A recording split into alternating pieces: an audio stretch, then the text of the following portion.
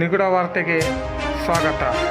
ಯಾದಗಿರಿ ತಾಲೂಕಿನ ಕಿಲ್ಲನಕೆರೆ ಗ್ರಾಮಸ್ಥರು ಚರಂಡಿ ಸ್ವಚ್ಛ ಮಾಡಿ ತ್ಯಾಜ್ಯವನ್ನು ಗ್ರಾಮ ಪಂಚಾಯಿತಿ ಬಾಗಿಲ ಮುಂದೆ ಸುರಿದು ಆಕ್ರೋಶ ವ್ಯಕ್ತಪಡಿಸಿದ್ದಾರೆ.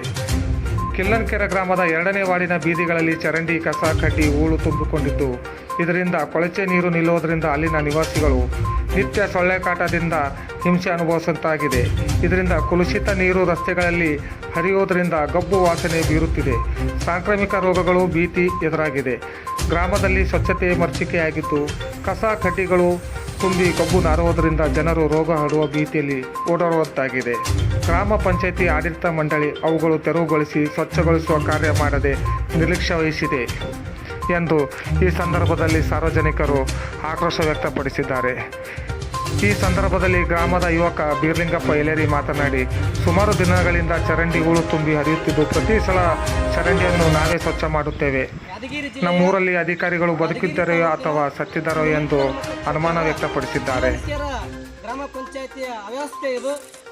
ಕಿಲ್ಲನಕೆರೆದ 2ನೇ ಎಸ್ಸಿ ವಾರ್ಡಿನಲ್ಲಿ ಮೋರಿಗಳು ಹೂಳು ತುಂಬುತ್ತಾ ಇವೆ. ಇಲ್ಲಿವರೆಗೂ ಕೂಡ ಯಾವ ಅಧಿಕಾರಿಗಳು ಕೂಡ ಕಾಳಜಿ ವಹಿಸಿ ಅದನ್ನು ತೆಗಿತಾ ಇಲ್ಲ.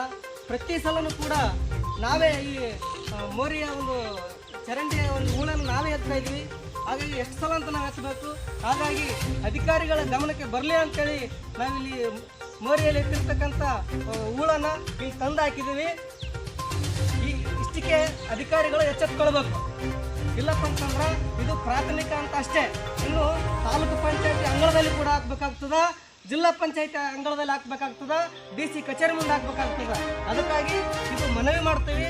ದಯವಿಟ್ಟು ಈ ಥರ ಮುಂದಿನ ಸಲ ಆಗ್ಲಾರಂಗೆ ನೀವು ನೋಡ್ಕೊಳ್ಬೇಕು. ಯಾಕಪ್ಪ ಅಂತಂದ್ರೆ ರೋಗ ರುಜಿನಗಳು ಬರ್ತಾವ, ಜನರ ಆರೋಗ್ಯದ ಮೇಲೆ ಪರಿಣಾಮ ಬೀರ್ತದ. ಎಷ್ಟು ಮನವಿ ಮಾಡಿದ್ರು ಕೂಡ ಇಲ್ಲಿ ಇರ್ತಕ್ಕಂಥ ಅಧಿಕಾರಿಗಳು ಏನು ಸತ್ತಿದಾರೋ ಏನು ಬದುಕಿದಾರೋ ಅನ್ನೋ ಅನುಮಾನ ವ್ಯಕ್ತವಾಗ್ತದ. ದಯವಿಟ್ಟು ಇದು ನಮ್ಮ ಒಂದು ಆಕ್ರೋಶ ಏನಿದೆ, ಹೂಳೆತ್ತ ನೀವು ತಂದು ಹಾಕಿದ್ದೀವಿ. ದಯವಿಟ್ಟು ಅಧಿಕಾರಿಗಳು ಎಚ್ಚೆತ್ತುಕೊಳ್ಬೇಕು. ಇದೇ ನಮ್ಮ ಒಂದು ಮನವಿ ಮತ್ತು ಎಚ್ಚರಿಕೆ ಕೂಡ.